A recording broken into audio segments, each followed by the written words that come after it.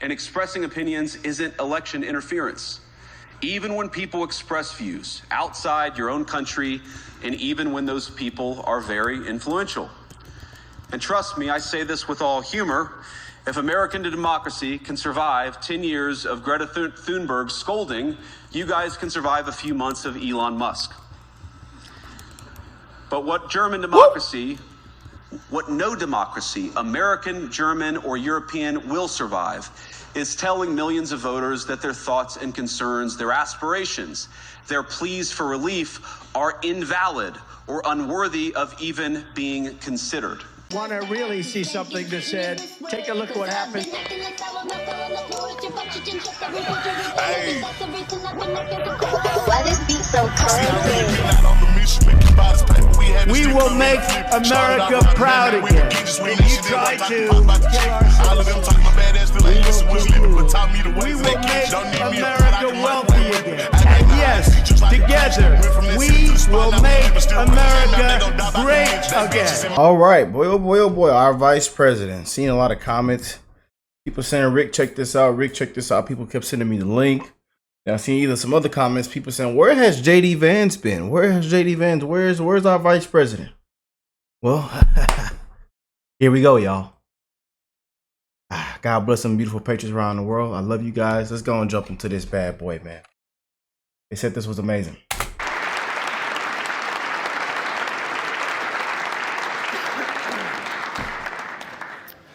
Well, thank you, and thanks to all the gathered delegates and luminaries and media professionals, and thanks especially to the host of the Munich Security Conference for being able to put on such an incredible event. We're, of course, thrilled to be here. We're happy to be here. And, you know, one of the things that I wanted to talk about today is, of course, our shared values. And, you know, it's great to be back in Germany. As you heard earlier, I was here last year as United States Senator. I saw Foreign Secretary David Lammy and joked that both of us last year had different jobs than we have now. But now it's time for all of our countries, for all of us who have been fortunate enough to be given political power by our respective peoples, to use it wisely to improve their lives. And I want to say that, you know, I was fortunate in my time here to spend some time outside the walls of this conference over the last 24 hours. And I've been so impressed by the hospitality of the people, even as, of course, as they're reeling from yesterday's horrendous attack. And the first time I was ever in Munich was with my wife, actually, who's here with me today, on a personal trip. And I've always loved the city of Munich, and I've always loved its people. And I just want to say that we're very moved, and our thoughts and prayers are with Munich and everybody affected by the evil inflicted on this beautiful community. We're thinking about you, we're praying for you, and we will certainly be rooting for you in the days and weeks to come. Now,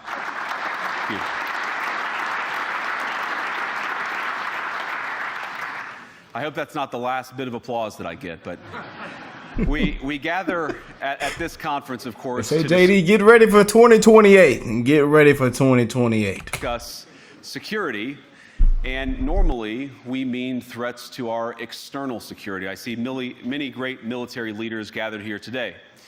But while the Trump administration is very concerned with European security and believes that we can come to a reasonable settlement between Russia and Ukraine, and we also believe that it's important in the coming years for Europe to step up in a big way to provide for its own defense, the threat that I worry the most about vis-a-vis Europe is not Russia, it's not China, it's not any other external actor.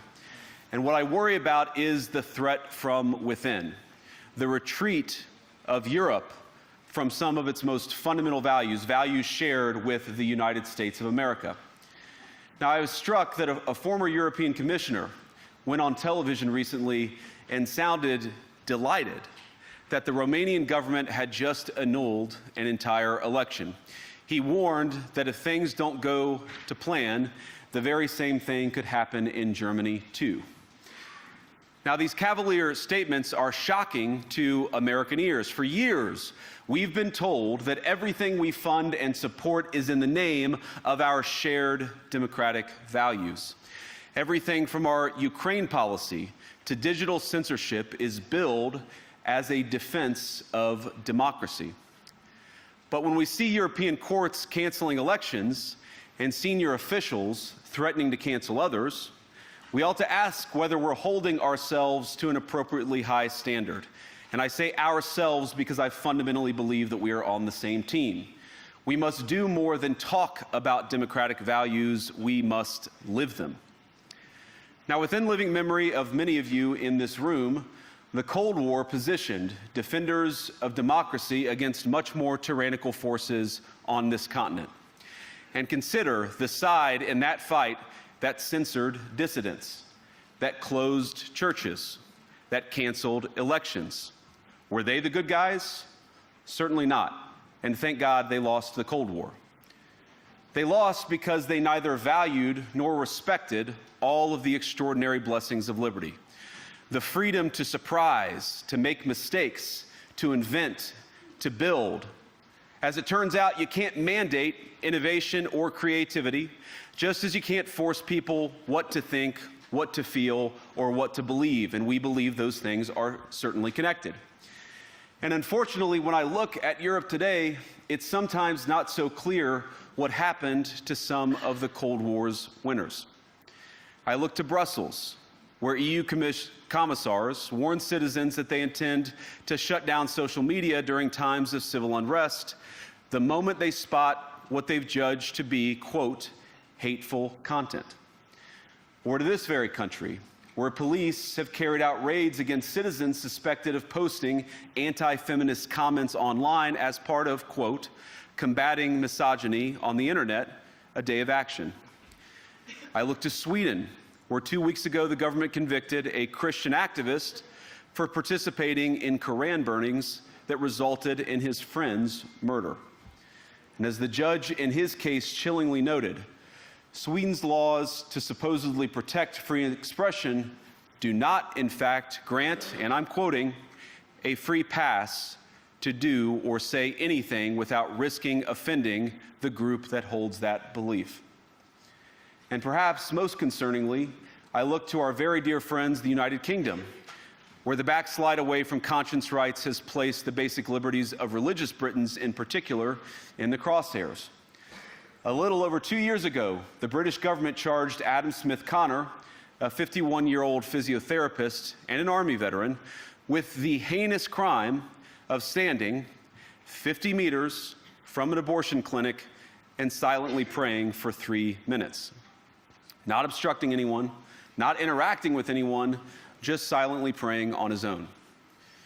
And after British law enforcement spotted him and demanded to know what he was praying for, Adam replied simply, it was on behalf of the unborn son he and his former girlfriend had aborted years before. Now, the officers were not moved. Adam was found guilty of breaking the government's new buffer zones law, which criminalizes silent prayer and other actions that could influence a person's decision within 200 meters of an abortion facility. He was sentenced to pay thousands of pounds in legal costs to the prosecution. Now, I wish I could say that this was a fluke, a one-off crazy example of a badly written law being enacted against a single person. But no, this last October, just a few months ago, the Scottish government began distributing letters to citizens whose houses lay within so-called safe access zones, warning them that even private prayer within their own homes may amount to breaking the law. Naturally, the government urged readers to report any fellow citizen suspected guilty of thought crime. In Britain and across Europe, free speech, I fear, is in retreat. And in the interest of comedy, my friends, but also in the interest of truth, I will admit that sometimes the loudest voices for censorship have come not from within Europe, but from within my own country, where the prior administration threatened and bullied social media companies to censor so-called misinformation. Misinformation like, for example, the idea that coronavirus had likely leaked from a laboratory in China. Our own government encouraged private companies to silence people who dared to utter what turned out to be an obvious truth. Oh, JD. So I come here today not just with an observation, but with an offer. And just as the Biden administration seemed desperate to silence people for speaking their minds, so the Trump administration will do precisely the opposite, and I hope that we can work together on that.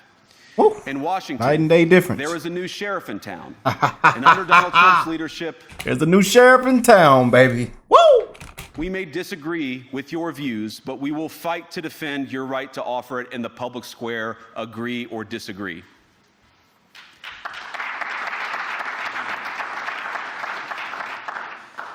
Now, we're at the point, of course, that the situation has gotten so bad that this December, Romania straight up canceled the results of a presidential election based on the flimsy suspicions of an intelligence agency and enormous pressure from its continental neighbors. Now, as I understand it, the argument was that Russian disinformation had infected the Romanian elections. But I'd ask my European friends to have some perspective. You can believe it's wrong for Russia to buy social media advertisements to influence your elections. We certainly do. You can condemn it on the world stage even. But if your democracy can be destroyed with a few $100,000 of digital advertising from a foreign country, then it wasn't very strong to begin with. Now, the good news is that I happen to think your democracies are substantially less brittle than many people apparently fear. And I really do believe that allowing our citizens to speak their mind will make them stronger still. Which, of course, brings us back to Munich, where the organizers of this very conference have banned lawmakers representing populist parties on both the left and the right from participating in these conversations. Now, again, we don't have to agree with everything or anything that people say. But when people represent, when political leaders represent an important constituency, it is incumbent upon us to at least participate in dialogue with them. Now, to many of us on the other side of the Atlantic, it looks more and more like old entrenched interests hiding behind ugly Soviet-era words like misinformation and disinformation, who simply don't like the idea that somebody with an alternative viewpoint might express a different opinion or, God forbid, vote a different way or, even worse, win an election. Now, this is a security conference, and I'm sure you all came here prepared to talk about how exactly you intend to increase defense spending over the next few years in line with some new target. And that's great, because as President Trump has made abundantly clear, he believes that our European friends must play a bigger role in the future of this continent. We don't think, you hear this term, burden sharing, but we think it's an important part of being in a shared alliance together that the Europeans step up while America focuses on areas of the world that are in great danger. But let me also ask you, how will you even begin to think through the kinds of budgeting questions if we don't know what it is that we're defending in the first place? I've heard a lot already in my conversations, and I've had many, many great conversations with many people gathered here in this room. I've heard a lot about what you need to defend yourselves from, and of course that's important. But what has seemed a little bit less clear to me, and certainly I think to many of the citizens of Europe, is what exactly it is that you're defending yourselves for. What is the positive vision that animates this shared security compact that we all believe is so important? And I believe deeply that there is no security if you are afraid of the voices, the opinions, and the conscience that guide your very own people. Europe faces many challenges, but the crisis this continent faces right now, the crisis I believe we all face together, is one of our own making. If you're running in fear of your own voters, there is nothing America can do for you. Nor, for that matter, is there anything that you can do for the American people who elected me and elected President Trump. You need democratic mandates to accomplish anything of value in the coming years. Have we learned nothing that thin mandates produce unstable results? But there is so much of value that can be accomplished with the kind of democratic mandate that I think will come from being more responsive to the voices of your citizens. If you're going to enjoy competitive economies, if you're going to enjoy affordable energy and secure supply chains, then you need mandates to govern, because you have to make difficult choices to enjoy all of these things. And of course, we know that very well in America. You cannot win a democratic mandate by censoring your opponents or putting them in jail, whether that's the leader of the opposition, a humble Christian praying in her own home, or a journalist trying to report the news. Nor can you win one by disregarding your basic electorate on questions like who gets to be a part of our shared society. And of all the pressing challenges that the nations represented here face, I believe there is nothing more urgent than mass migration. Today, almost 1 in 5 people living in this country moved here from abroad. That is, of course, an all-time high. It's a similar number, by the way, in the United States, also an all-time high. The number of immigrants who entered the EU from non-EU countries doubled between 2021 and 2022 alone, and of course it's gotten much higher since. And we know the situation, it didn't materialize in a vacuum. It's the result of a series of conscious decisions made by politicians all over the continent and others across the world over the span of a decade. We saw the horrors wrought by these decisions yesterday in this very city. And of course, I can't bring it up again without thinking about the terrible victims who had a beautiful winter day in Munich ruined. Our thoughts and prayers are with them and will remain with them. But why did this happen in the first place? It's a terrible story, but it's one we've heard way too many times in Europe and unfortunately too many times in the United States as well. An asylum seeker, often a young man in his mid-20s, already known to police, rams a car into a crowd and shatters a community. How many times must we suffer these appalling setbacks before we change course and take our shared civilization in a new direction? No voter on this continent went to the ballot box to open the floodgates to millions of unvetted immigrants. But you know what they did vote for?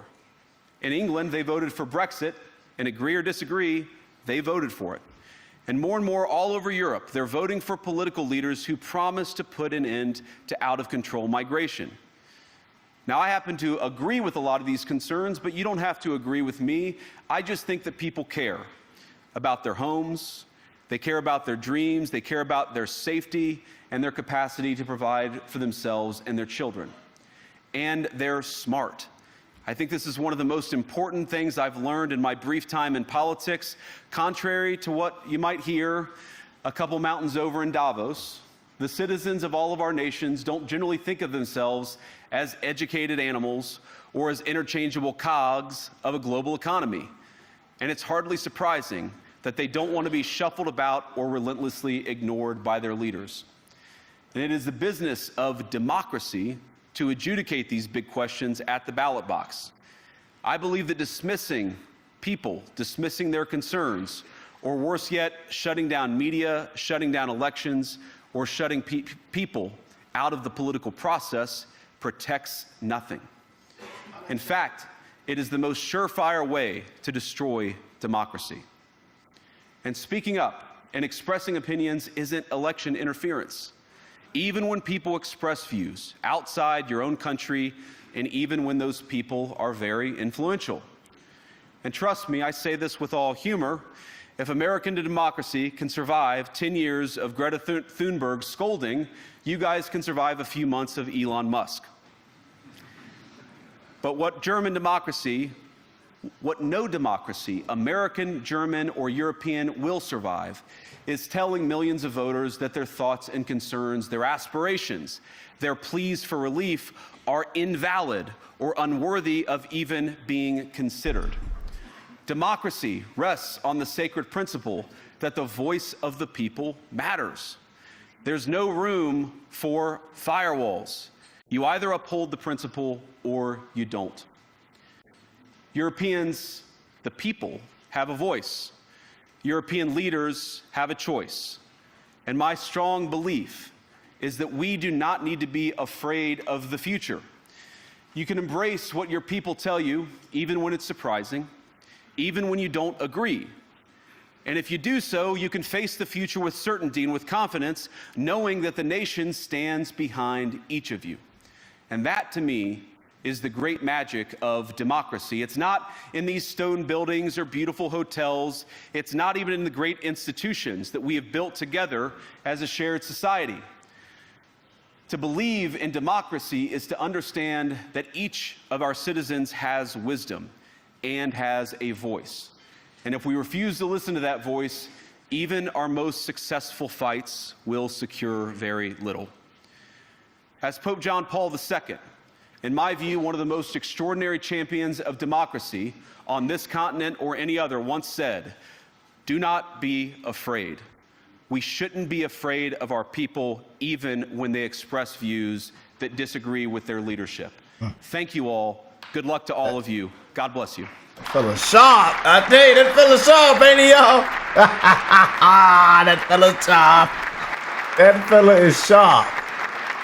That's one sharp fella, man.